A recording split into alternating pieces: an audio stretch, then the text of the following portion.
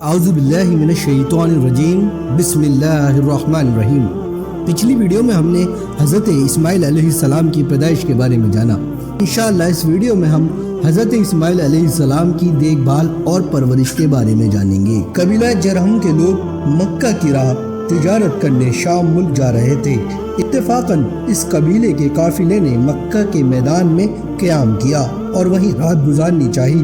انہیں دیکھا کہ پرندے اڑ رہے ہیں، سمجھا کہ یہاں کہیں پانی کا چشمہ جاری ہے۔ ایک شخص نے آ کر دیکھا کہ ایک صاف پانی کا چشمہ موجود ہے اور ایک نیک خاتون اور ان کا بچہ اس کے کنارے ٹھہرا ہوا ہے۔ وہ اس جنگل میں انہیں دیکھ کر بہت حیران ہوئے اور پوچھا کہ تم کون ہو، جنات ہو یا انسان ہو؟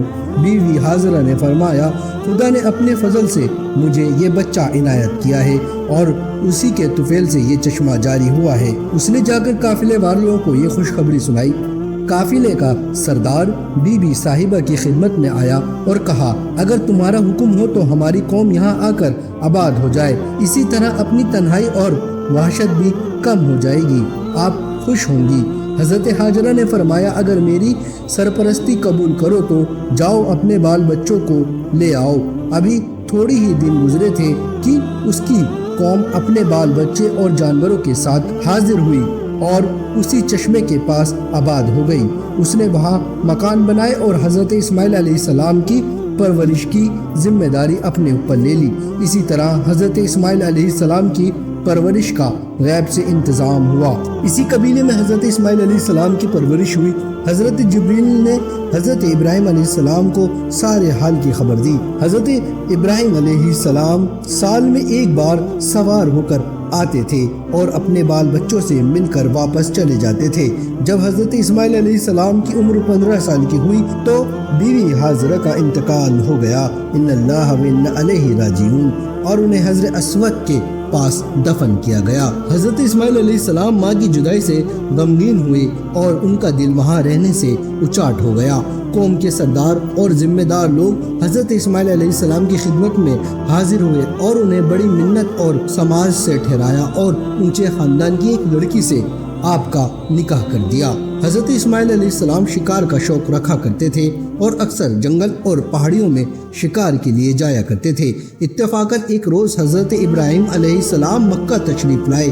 جب انہیں معلوم ہوا کہ بی بی حاجرہ کا انتقال ہو گیا تو انہیں بڑا غم ہوا۔ گھر پہنچے، حضرت اسماعیل علیہ السلام کی بیوی سے حال پوچھا اور دریافت کیا کہ اسماعیل کہاں ہے۔ حضرت اسماعیل علیہ السلام کی بیوی حضرت ابراہیم علیہ السلام کو پہچان نہ سکی۔ انہوں نے حضرت ابراہیم علیہ السلام کی کوئی تمیز اور مہمانداری نہ کی۔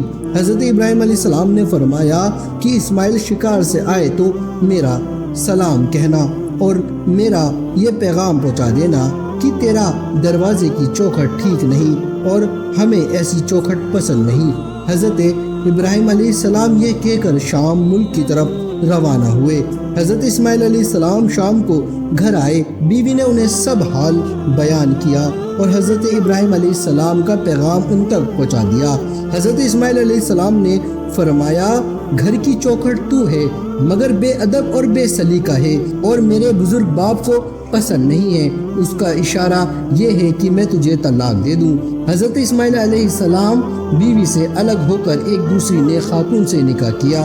حضرت ابراہیم علیہ السلام جب دوسری بار مکہ تشریف لائے، اس نیک خاتون نے حضرت ابراہیم علیہ السلام کی تمیز اور بڑی مہمانداری کی اور کہا، میرے شوہر شکار کے لیے باہر گئے ہیں، لونڈی آپ کی خدمت میں حاضر ہے۔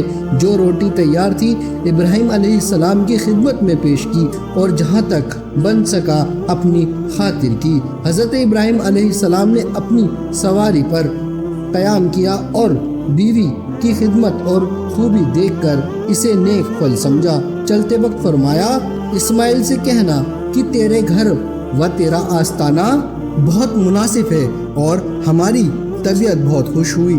جب حضرت اسماعیل علیہ السلام شکار گاہ سے لوٹ کر اور اپنی بیوی سے ملے تو بیوی نے انہیں سارا حال سنایا۔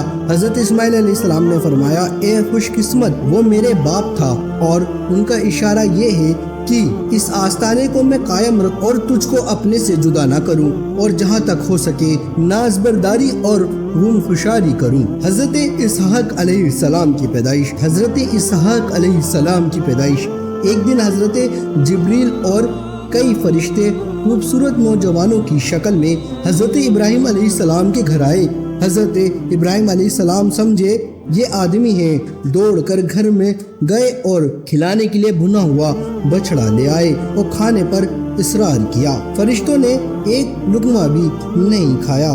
اس زمانے میں یہ دستور تھا کہ جب کوئی آدمی کسی کو مارنا یا تکلیف پہنچانا چاہتا تو وہ اس کے گھر کا کھانا نہ کھاتا۔ حضرت ابراہیم علیہ السلام گھبرائے۔ حضرت ابراہیم علیہ السلام کا چہرہ اداس دیکھ کر فرشتوں نے کہا ہم تمہارا کھانا اس لیے نہیں کھا رہے کہ ہم فرشتے ہیں، فرشتوں کو کھانے پینے کی کیا غرض؟ پھر فرشتوں نے کہا کہ ہم اصل میں لوط قوم کو عذاب دینے آئے ہیں اور تمہیں اس بات کی خوشخبری دینے آئے ہیں کہ خدا تمہیں 2 بیٹے عطا فرمائے گا، ایک کا نام اسحاق اور دوسرے کا جو اسحاق سے ہوگا یعقوب ہوگا۔ حضرت سارہ جو یہ سن رہی تھی تعجب سے بولی یہ معاملہ عجیب ہے، بھلا میرے اولاد کیسے ہوگی جبکہ میں بانجھ ہوں اور میرا شوہر بوڑھا ہے؟ فرشتوں نے کہا جو خدا قدیر بغیر ماں باپ کے آدم کو پیدا کر سکتا ہے اس کے لیے کیا مشکل ہے کہ وہ بانجھ اور بوڑھے مرد سے اولاد پیدا نہ کرے۔ چنانچہ خدا نے آپ کو حضرت اسحاق جیسا بیٹا عطا فرمایا۔ اس وقت حضرت ابراہیم علیہ السلام کی عمر 100 سال کی تھی اور حضرت سارہ کی عمر 100 سال سے کچھ کم۔ حضرت ابراہیم علیہ السلام نے خوش ہو کر فرمایا اس خدا کا شکر ہے جس نے مجھے بڑھاپے میں اسماعیل اور اسحاق دیا۔ انشاءاللہ اگلی ویڈیو ہماری حضرت اسماعیل علیہ السلام کی قربانی کے بارے میں ہوگی۔ تب تک کے لیے اللہ حافظ۔ اگر ناظرین آپ میرے چینل پہ نئے ہیں تو پلیز چینل کو سبسکرائب ضرور کریں تاکہ ہم آپ کے لیے ایسی ہی ویڈیو لے کر آتے رہیں۔